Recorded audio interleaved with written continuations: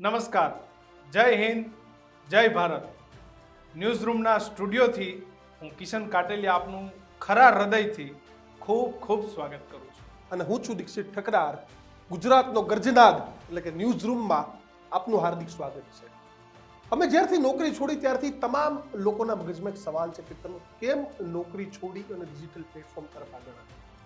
શા માટે નોકરી છોડવી પડી? મજા લેવા વાળા લોકોએ મજા લીધી, જેની ખરા અર્થમાં સંવેદના હતી તેને આવીને પૂછ્યું પણ ખરા કે શું જરૂર પડી નોકરી છોડવાની. કોઈએ તો એવું પણ કહ્યું કે અમને પૂછીને નોકરી છોડી હતી.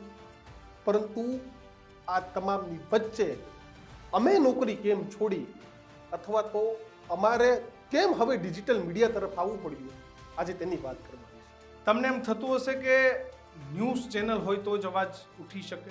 ના, અવાજ એ ગુજરાતનો કોઈ પણ માણસે ગુજરાતના કોઈ પણ છેડેથી પોતાના ન્યાય અને હકની વાત મૂકી શકે. 27 અર્થી ઉઠી છે ને સાહેબ, એનો આત્મો તમને ક્યારેય માફ નહીં કરે, તમે યાદ રાખજો.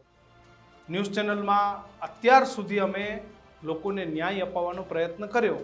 તો એ ભોગવે તમારી કલેક્ટર તરીકે જવાબદારી હતી, તમે ના ભોગવો? એ ચાહે નળ સે જળ યોજના હોય કે પછી અનેક બાબતો હોય, ખરાબ રોડ રસ્તા, ભ્રષ્ટાચાર, બેરોજગાર, મારા ગુજરાતનો ખેડૂત પર થતા અત્યાચાર, ખેડૂતને સમયસર પાક વીમો ન મળે, બિયારણ ન મળે, આવી અનેક વસ્તુઓ અમે ન્યૂઝ ચેનલના માધ્યમથી આપની વચ્ચે મૂકતા આવ્યા છે. પરંતુ ન્યૂઝ ચેનલમાં અમુક પ્રકારની પાબંદીઓ આવતી હોય છે, જેની ચર્ચા એ અમે પત્રકાર તરીકે ક્યારેય ખુલીને તમારી સામે નથી કરી શકતા. પણ હા, ત્યાં ચોક્કસ પ્રકારના નિયમો, ત્યાં સંવિધાનિક, જેને કહેવાય ને સંસદીય ભાષા, આ રાજ્યની સૌથી વધારે કમનસીબી એ છે કે જે સંસદીય ભાષાની જે આપણે વાત કરીએ છીએ, એ સંસદીય ભાષાના ખાલી શપથ લેવાય છે, નેતા પણ લે છે, અધિકારી પણ લે છે, પરંતુ એ અધિકારીઓ જરા પણ સંસદીય કામ નથી કરતા. અને એટલા માટે અમારે બિન સંસદીય શબ્દોનો પણ ક્યારેક આ પ્લેટફોર્મ પરથી ઉપયોગ કરવો પડે. અને અપેક્ષા એવી રાખે કે ભાઈ અમે ગમે એ ધંધા કરીએ પણ તમારે સંસદીય ભાષામાં વાત કરો, તમારે મર્યાદામાં બોલવાનું. હું તો કલેક્ટર છું, મંત્રી છું, નેતા છું, સંત્રી છું, તંત્રી છું, મને તમે આવું ના કહી શકો. પણ અમે આ બધું કહેવાના છીએ, એટલા માટે થઈને અમે ન્યૂઝ ચેનલ છોડી છે. અમે 24 કલાક ન્યૂઝ ચેનલમાં કામ કરતા હતા, સીધી રીતે કોઈ વાંધો ન હતો. પરંતુ 24 કલાકમાં હજારો સમાચારો આવે, હજારો સમાચારમાં ઘણા બધા સમાચારોને અમે ન્યાય નથી આપી શકતા. તે ક્યાંક ને ક્યાંક હૃદયમાં ખોસતું હોય કે ભાઈ મારો બેરોજગાર ભાઈ ગાંધીનગરમાં ઢસડાઈ રહ્યો છે. એક બહેનના છેલ્લે અમે દ્રશ્યો જોયા હતા કે બહેનને પોલીસના જવાનો ઢસડીને લઈ જતા હતા. તો ક્યાંક આ તમામ મુદ્દાઓ તમે મજબૂતાઈથી ન ઉઠાવી શકે, કારણ કે મેં પહેલા જ કહ્યું અલગ અલગ સ્લોટ, અલગ અલગ પ્રોગ્રામ વાઇઝ કામ કરવાનું હોય, કારણ કે 24 કલાકની ન્યૂઝ ચેનલ છે. અને આ ખૂંચતું હતું. અને એક પત્રકાર તરીકે જ્યારથી આ ફિલ્ડમાં આવે ત્યારથી ખૂટતું હતું કે આપણે આ શોષિત, પીડિત, વંચિત, બેરોજગારી સામે બોલવું છે, કંઈક કરવું છે, પરંતુ ત્યાં સમયની પાબંદી હોય, ત્યાં અલગ અલગ સ્લોટ વાઇઝ કામ કરવાનું હોય. ખેડૂતો છે તે જુસ્સામાં દેખાઈ રહ્યા છે, એક જ માંગ છે તે કરી રહ્યા છે. બદલાય તો નેતાઓની પાર્ટી બદલાય, બદલાય તો નેતાઓના વચનો બદલાય. શું છે કચ્છની સમસ્યાઓ? આવનારો સમય આ કચ્છ માટે કેવો હશે એ ખરેખર ખબર પડતી નથી. અને એ પછી છેલ્લે મારે ને કિશનને લોકસભાની ચૂંટણી વખતે જ ચર્ચા થતી હતી કે આ ચૂંટણી પૂરી થાય એ પછી આપણે ન્યાય અપાવવા નીકળવું છે, કારણ કે જો ચૂંટણી વખતે આપણે કંઈ નિર્ણય કરીશું તો તમામ લોકોને એવું થશે કે ચૂંટણીનો લાભ લેવા નીકળ્યા છે. પણ લાભ અમારે લેવાનો નહોતો. બિલકુલ અમે પત્રકાર છે, અમારે પણ અમારું ઘર ચલાવવાનું છે, સંસાર ચલાવવાનો છે, અમે કોઈ સાધુ તો છે નહીં, પણ એની સાથે સાથે અમારો પહેલો ધર્મ પત્રકારત્વ છે. આ અમારો બિઝનેસ નથી, આ અમારું પત્રકારત્વ છે. અને અમે એવા કોઈ મોટા બિઝનેસ ટાઇકૂન પણ નથી કે અમારે અમારા અન્ય ધંધાઓને ચલાવવા માટે થઈ અને કોઈ ન્યૂઝ ચેનલ કે કોઈ મીડિયા હાઉસ ચલાવવું પડે. અમે પત્રકાર છીએ, અમે પત્રકારત્વ ક્ષેત્રમાં ભણીને આવ્યા છીએ. અમે અમારા જિંદગીની પહેલી નોકરી એ પત્રકાર તરીકેની પસંદ કરી છે, અને ત્યારથી જ આ પત્રકારત્વ એ અમારા રગોમાં છે, અમારા લોહીમાં છે. પત્રકારત્વ તરીકે અમે ક્યારેય બિઝનેસ ટાઇકૂન કે પછી કોઈ રાજનીતિમાં પ્રવેશ મેળવવા માગતા ન હતા અને મેળવવા માગતા પણ નથી. મારું માત્ર એક જ કામ છે, ગુજરાતની જનતાનો અવાજ બનીએ. કેવો અવાજ બને?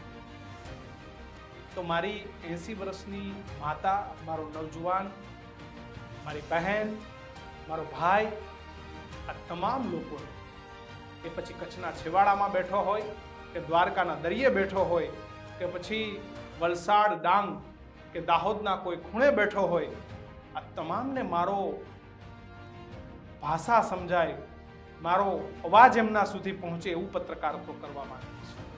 છેલ્લા ઘણા બધા સમયથી આ મનમાં મેં પહેલા જ કહ્યું કે એક એવી વાત હતી કે ભાઈ ક્યાં સુધી આપણે લોકોને પૂરો ન્યાય નહીં પાડી શકીએ. ત્યારબાદ અમારો નિર્ણય થયો અને અમે અમારા પ્લેટફોર્મની શરૂઆત કરવા જઈ રહ્યા છીએ. આજથી તમારી સેવામાં આવી રહ્યા છે ગુજરાતનો ગર્જનાદ. ગુજરાતનો ગર્જનાદ એટલે પહેલા દિવસથી તમને લાગતું છે કે શું ગર્જનાદ, પરંતુ ગર્જનાદ થશે શિક્ષણ માટે કે જ્યાં સારું શિક્ષણ નથી મળતું.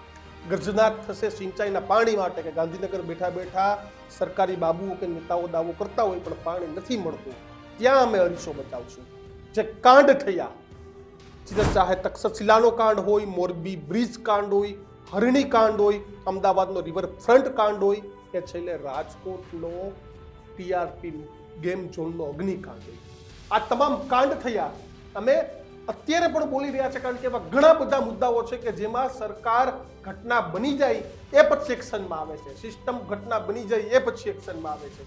જો પહેલા એક્શનમાં આવી ગઈ હોત તો ન થાત, કારણ કે આ એ જ ટીઆરપી ગેમ ઝોન હતું કે જ્યાં પહેલા આઈએસ અધિકારીઓ ગેમ રમવા જતા હતા અને ઘટના બની ગઈ તો ફક્ત સાગઠિયા જેવા ગઠિયા જ પુરાણા. અને આજે કેમ પણ આઈએસ અધિકારીઓ કિશનના પુરાણા? આજે પણ કમનસીબ એ છે કે રાજકોટ જેવા કાંડમાં નાની નાની માછલીઓને પકડી લેવામાં આવી છે ને મગરમચ્છો આજે પણ સારા પોસ્ટિંગની રાહ જોઈ છે કે કદાચ મારા ગાંધી અને મારા સરદારના ગુજરાત માટે સૌથી વધારે કમનસીબી બાબત છે કે જ્યાં આઝાદીની ચળવળમાં જેને પાયો મૂક્યો, જેને અહિંસાનું આંદોલન કર્યું એવું મહાત્મા ગાંધીની ભૂમિ પર આજે રાજકોટની અંદર અગ્નિકાંડમાં 30 લોકોના જીવ ગયા.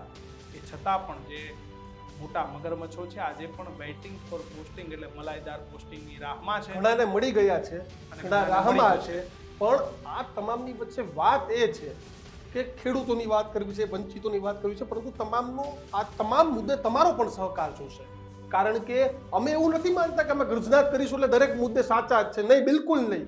કદાચ અમે પણ ક્યાંક મિસગાઈડ લઈશું તો તમારા છોકરા સમજીને, તમારા ભાઈઓ, તમારા દીકરા સમજીને તમે પણ અમારું ધ્યાન કરજો કે ભાઈ આ મુદ્દો તમારાથી મિસગાઈડ છે તો અમે સુધારશું પણ ખરા. અમારામાં એવું અહમ કે અભિમાન નથી કે અમે આવું કરીએ, અમે આવું નહીં કરીએ.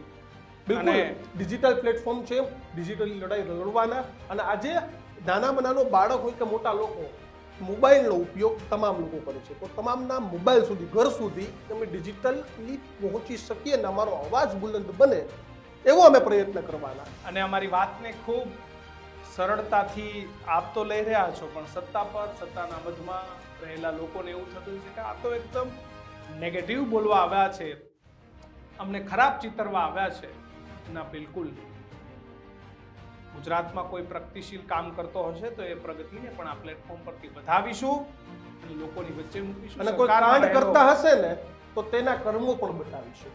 સરકારમાં રહેલો કોઈ શિક્ષક સારી પ્રવૃત્તિ કરે ને તો હું બતાવીશ. ગુજરાતનો કોઈ ખેડૂત કે સારી ખેતી કરે છે તો હું બતાવીશ. કોઈ નેતા સારું કામ કરે છે તો એ સૌથી પહેલા બતાવીશ. પણ જો તમે એવું માનીને ચાલતા હોય કે નેગેટિવ અપ્રોચનું પત્રકારત્વ છે તો એ નથી. પણ હા, ખોટું થતું હશે તો એને પણ છડે ચોક બતાવીશ. પણ અમે કોઈ પક્ષના પ્રવક્તા બનીને કામ નહીં કરીએ. નહીં કોંગ્રેસ કે નહીં કે ભાજપ કે નહીં કે આમ અમે આદમી પ્રવક્તા છીએ પણ ગુજરાતની ચોપડે નોંધાયેલી 6.25 કરોડની જનતાના પ્રવક્તા છે. અમે કોઈ રાજકીય પક્ષના કે કોઈ નેતાનું મોહરું નથી. તમને એવું થતું હશે કે આમના ફાઇનાન્સર કોણ છે, આમનું રાજકીય બેકઅપ કોણ છે. આ જ પ્રશ્નો કે હંમેશા જ્યારે સત્તાની સામે પત્રકાર બોલવા જાય છે ત્યારે આ પ્રકારના પ્રશ્નો એ ઉઠતા હોય છે. એની પાછળ તમામ પ્રકારની ટીમો લાગી જતી હોય છે. પણ અમારો હેતુ એ કોઈને ખરાબ ચિતરવાનો કે ખરાબ બતાવવાનો નથી. સત્યમેવ જયતે, સત્ય બતાવવાનો અમારો હેતુ છે. જે સરદાર વલ્લભભાઈ પટેલ ગુજરાતી કે જેવો લોખંડી પુરુષની જેની છાપ હતી એ જ લોખંડી ભાષામાં બોલવાના. પણ એ પહેલા ડોક્ટર બાબા સાહેબ આંબેડકરે જે સંવિધાન લખ્યું હતું તે સંવિધાન મુજબ બોલીશું અને તે સંવિધાનની વિરુદ્ધ જઈને કોઈ કામ કરશે તો તેની સામે પણ બોલીશું. સાથે જ મહાત્મા ગાંધી કે જે સત્ય અને અહિંસાના પૂજારી હતા તો અમે એ જ મુદ્દે અમે સત્ય પણ બોલીશું અને અમારા શબ્દોમાં બહાર હશે, વજન હશે. અમે કોઈ એવો શબ્દ બોલશું તો લોકોને તમાચો લાગશે પણ એ શબ્દ અમારા અહિંસક હશે. અને લોકોને ખબર પડશે, જે બાબુઓ ભ્રષ્ટ બાબુઓ છે, જે નેતાઓ છે ને ખબર પડશે કે આપણે તમાચો લાગી ગયો છે છતાં પણ લાલ રાખવો પડે છે. તે પરિસ્થિતિનું અમારે નિર્માણ કરવું છે. અમારે અમારા પ્લેટફોર્મમાં વ્યૂ વધારવા, કિશને કહ્યું કે કોઈ નેગેટિવ જર્નાલિઝમ કે યલો જર્નાલિઝમ નથી કરવું, અને એ કરવું તો અમે જ્યાં હતા ત્યાં સારા હતા, પણ અમારે લોકો માટે, લોકોથી અને લોકો દ્વારા બોલવું છે. બિલકુલ. અને આજે 10 વર્ષ પત્રકારત્વ સેક્ટરમાં થયા. મેં મારા કરિયરની શરૂઆત એ મુંબઈ સમાચાર, TV9, 7 વર્ષથી વધારે ગુજરાત સમાચાર, GSTV, 2 વર્ષ કરતાં વધારે સમયે ગુજરાત ફર્સ્ટ, અને હવે તમે મને જોઈ શકશો આ ન્યૂઝ રૂમના માધ્યમથી. અને અમને આવી જ રીતે સપોર્ટ કરતા રહેજો, પ્રેમ આપતા રહેજો. અને પ્રેમ આપવા માટે તમારે શું કરવાનું છે? તો પ્રેમ આપવા માટે તમારે એક જ કાર્યક્રમ કરવાનો છે કે તમારા મોબાઈલમાં અમારી ચેનલને સબસ્ક્રાઇબ કરી દો, યુટ્યુબમાં, ફેસબુકમાં અમને ફોલો કરી દો, ઇન્સ્ટાગ્રામમાં ફોલો કરો. ને બિલકુલ જો તમારા કોઈ પ્રશ્ન હશે તો અમને ટ્વીટ કરો. એ તમારી વાત ન્યૂઝ રૂમ ગુજરાતનું અમારું ટ્વિટર હેન્ડલ છે, તેના પર અમને ટ્વીટ કરો. અને જો કદાચ કોઈને ટ્વીટ નથી ફાવતું તો તમે ફેસબુક અથવા તો ઇન્સ્ટાગ્રામ કે યુટ્યુબની કોમેન્ટ પણ માંડી શકો છો, પરંતુ ટ્વીટ કરશો તો તમે અમારા સુધી ઝડપથી પહોંચી શકશો. અમને પર્સનલમાં DM પણ કરજો, પરંતુ અમારી સાથે ગુજરાતના ગર્જનાદમાં જોડાઈ જાઓ એટલી જ વિનંતી. કારણ કે આજે કેવો પવિત્ર દિવસ છે, આજે જન્માષ્ટમી છે, શ્રી કૃષ્ણ જન્મથી વધારીઓ થઈ રહી છે, પરંતુ 3 યુગ ગયા કિશન. અને જેવી રીતે કૃષ્ણ જન્મ થયો અને કૃષ્ણએ આખી એક લીલા કરી, એ જ રીતે કૃષ્ણએ સાથોસાથ કંસને પરાજય કર્યો. એ જ રીતે અમે આજથી શ્રી કૃષ્ણના જન્મદિવસ, જન્માષ્ટમીના દિવસથી એક સરસ મજાનો ગર્જનાદ કરી રહ્યા છીએ. અને આજથી ગુજરાતમાં ગર્જનાદનો શંખ ફૂંકાઈ ગયો છે. તો જન્માષ્ટમીના આ પવિત્ર દિવસે આપ તમામને મારા અને દીક્ષિતના જય શ્રી કૃષ્ણ, જય શ્રી રામ. બસ ન્યૂઝ રૂમને સપોર્ટ આપતા રહેજો, જોતા રહેજો ન્યૂઝ રૂમ. નમસ્કાર.